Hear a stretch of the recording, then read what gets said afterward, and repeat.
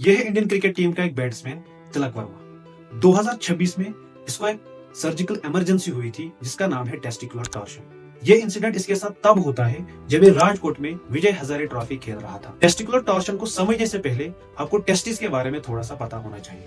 मर्दों में present testis इस स्क्रोटम में प्रेजेंट होता है। ये टेस्टिस एक इंपॉर्टेंट स्ट्रक्चर से ब्लड का होता है जिसको स्पर्मेटिक कॉर्ड कहते हैं।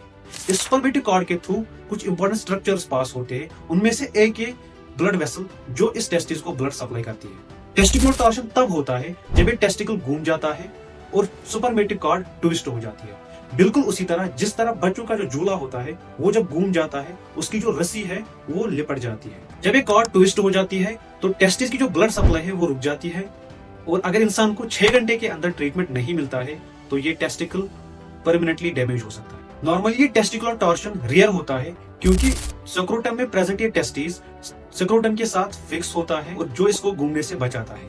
लेकिन कुछ लोगों में ये टेस्टिस स्क्रोटम के साथ पूरी तरह से फिक्स नहीं होता है जिसकी वजह से ये इजीली घूम सकता है। सोते वक्त, एक्सरसाइज करते वक्त या माइनर ट्रॉमा के बाद ये टेस्टिस घूम सकता है और स्पर्मेटिक कॉर्ड ट्विस्ट हो सकती है जिसमें पेशेंट को अचानक से बहुत ज्यादा पेन टेस्टिस में होती है।